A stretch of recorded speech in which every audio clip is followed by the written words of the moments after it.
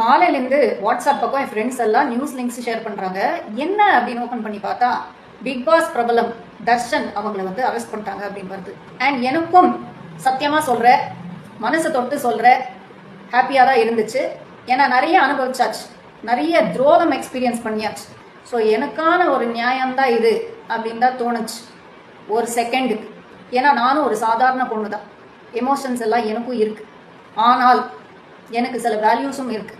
இன்னொருத்தருக்கு நடக்கிற அநியாயத்தில் என்னோட நியாயத்தை நான் தேட முடியாது.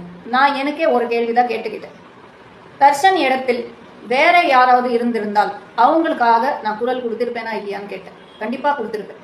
அதுக்குன்னு நான் மதர் டெரேசா எல்லாம் கிடையாது. அவங்க எல்லாம் உண்மையிலே கிரேட்டு தான். இதுலேயும் ஒரு சுயநலம் இருக்கு. எனக்கு என் மனசாட்சிக்கு எதிர்த்தா நான் ஒரு விஷயம் பண்ணேன்னா நைட் எனக்கு தூக்கம் வராது.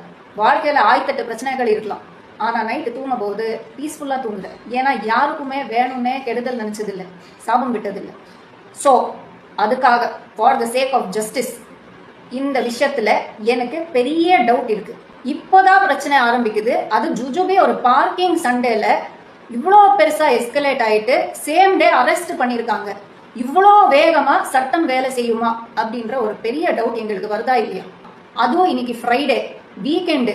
இன்ஃபேக்ட் விசாரணை நடக்கணும்னா மண்டே தான் ஆரம்பிக்கும். அதுக்கப்புறம் தான் அரெஸ்ட் பண்ணுமா இல்லையான்றது முடிவு பண்ணுவாங்க. அதுக்குள்ளே அரெஸ்ட் பண்ணி வச்சிருக்காங்க அப்படின்னா, அண்ட் ஆப்போசிட் பார்ட்டி வந்து ஹைகோர்ட் ஜட்ஜோட பையன், அவங்க சொல்றது தான் உண்மை அப்படின்னா ஹாஸ்பிட்டல்ல இருந்து அவங்க பேட்டி கொடுக்குறப்போ இந்த சிசிடிவி ஃபுட்டேஜ் வெளிவிட்டிருக்கலாமே.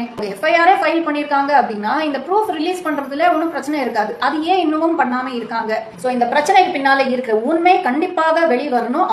தப்பு பண்ணாதவங்க தண்டனை அனுபவிச்சா அது மிகப்பெரிய ஒரு குற்றம். அது பண்ண நாங்க விட மாட்டோம்.